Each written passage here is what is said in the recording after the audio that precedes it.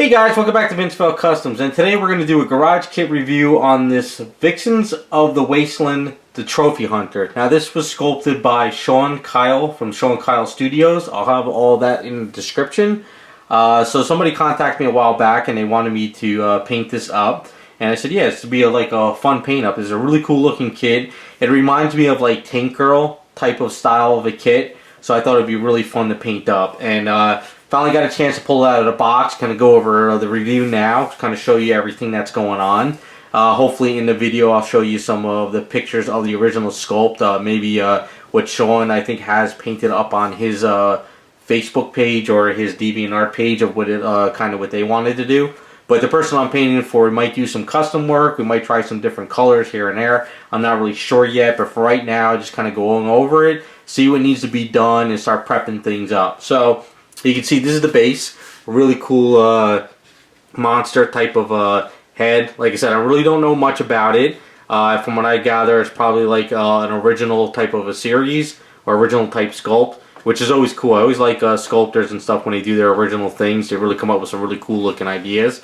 So I think this base is mostly hollow. You can see underneath here, this is kind of hollow. So well, from what I'm gathering, I think they might have made a mold where you just pour the resin down. And then afterwards, what they probably did is maybe like had a flat piece of resin they either glued onto it, or maybe what they did is they put it into a piece of I don't know, plastic, and they kind of just put some there and they kind of poured it down. I'm not really sure.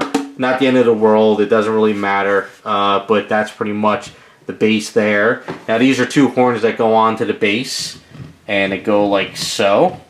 So that's fairly easy in a setup. As you can see, it goes like that. Pretty cool.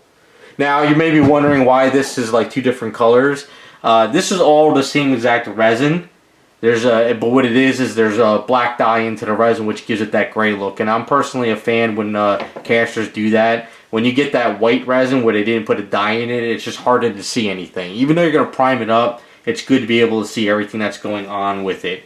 So this one right here, what he probably did is they probably had the mold going like this, and they had a little bit of extra white resin. They poured it in. They mixed up some of the resin with the black dye in it. They poured it in. It wasn't enough, and then they filled it again with some of the regular resin. So that's probably what that looking like. But there's nothing wrong with that. It's all fine. There's no errors or anything, so that works out pretty good.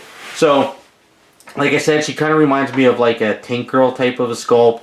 So you can pretty much see a really cool sculpt.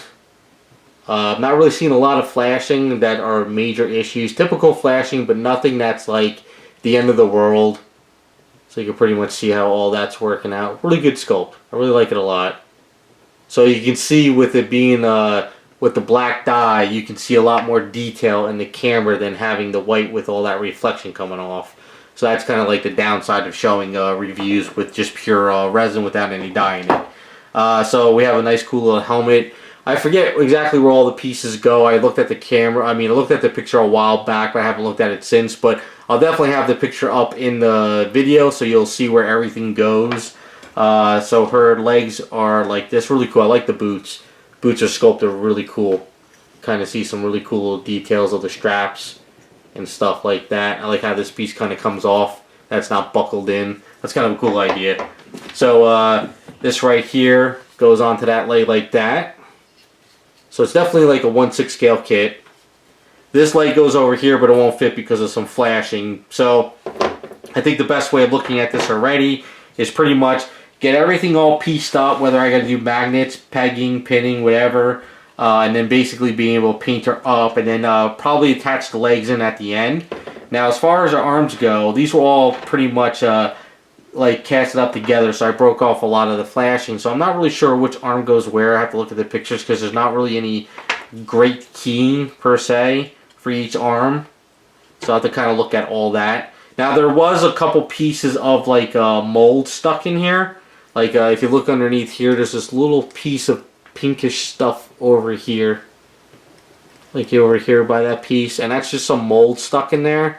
Sometimes that happens. If you cast up a lot of your items, or you have something that's like very pointy off your sculpt, and you make the mold of it, when you pop it out, sometimes that mold gets stuck in there and you rip the mold apart. So that's why if you ever work on a kit and you start seeing bubbling in certain areas, what it is every time you make a mold and you pop it out, you pop out your resin copy, you pop it out, you start ripping your mold, and that's why you can't really cast up, you know, more than like 25 to 30 per mold, depending on how well it's. Like this piece right here, if it's just like an egg and then you have your second mold over here, you could probably make a lot of copies. But when you have something like this with all these little details and these little crevices, then you might start ripping out your mold and stuff. But helmet looks pretty cool.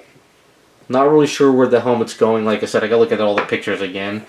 This right here is her hand holding like a mask. That's like a really cool little sculpted mask there. So that's pretty cool. I like that idea. Now, one thing I'm looking at is she's gonna go into the base fine. So if you see right here, she connects to the base like right there. But the problem is, there's really not a good key for this. Like literally, if you glue it in, it's great, but then it could break off. So I'm definitely going to have to put a rod here, and I'll do another rod so this way she slides in and out, and you can pop her in out of the base. But I'm a little concerned on the arms. Now, I might attach the arms and be done with it, but I'm also thinking because this wrist right here, as you can see, is holding this mask. I think it's this one. The problem is if I make the wrist removable, there's really not a lot of meat in there for a magnet and stuff. So what I might do is really build up the wrist and get that secured and then make the arm removable. But I'm still a little bit concerned about this fragile piece, so I have to kind of think about that a little bit more. And the other thing too is the same thing with this arm. Now I think this, maybe it's this arm that goes to here. I'm not really, like I said, I'm not really sure. Maybe it's this arm. This piece comes off, I'm pretty sure. So this stuff is like casted together to make a mold a little bit easier. So this stuff comes off. There's no way that's all together. And even if it was, it would just break up. So it's definitely this arm goes to this one. So you can see how that's like that. So I think with this one, to be on the safe side, what I'll have to do is get this wrist in there, attach it. I might even have to do some kind of a Dremel peg through here into this arm, and then make this arm removable. So this arm sort of kind of goes in with the magnet and it stays, or if it sits on the, I don't know, it's something I gotta kind of go over all this and make sure everything's situated on here. Now as far as flashing goes, like on all this stuff, everything is looking really good. I'm not seeing anything major. I'm not seeing air bubbles. I'm seeing just typical little flaking stuff here, like that's gonna just pop off and come right out. You know, like right here, they split the mold right here on this leg. A little bit of putty work and that'll be fine. So other than that, it's a pretty good kit. This would be a lot of fun to work on it. I'm kind of curious of what the client wants to do with any kind of custom work. I mean, off the top of my head, we could add some really cool drool on this if he wants to go realistic with this, and maybe some gunk coming out of his eyes. Like this eye has been taken out. So like the eye is here, but this eye isn't. So maybe like some like really greenish goo coming out of here, like some green epoxy. Or some pus looking stuff. That would be kind of cool. I don't know. We'll see. Other than that, I really don't know what else we can do with custom work. It depends on if he wants to change up some things here and there. We have little bags of stuff. Like I said, I got to go through all these things. I don't want to break or lose any of these. So I got to kind of go over these and see how these things are all set up and where they go.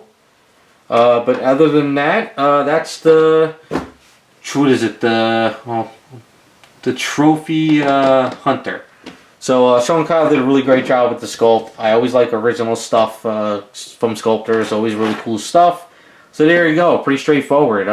If you're interested in it, go check out his DeviantArt page or his Facebook page. He's got a couple other stuff. He's also the sculptor who did a Savage Land Rogue kit I painted up for someone a while back.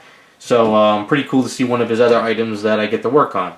So there you go. That is the Trophy Hunter from the Vixens of Wasteland line that I guess he's working on, or I don't know if he's got any more characters, but this one's going to be pretty cool. So hopefully in a few months we'll have this one all done and we'll have a video up on it, but for right now, thanks for watching the review, and we'll be back with some more videos.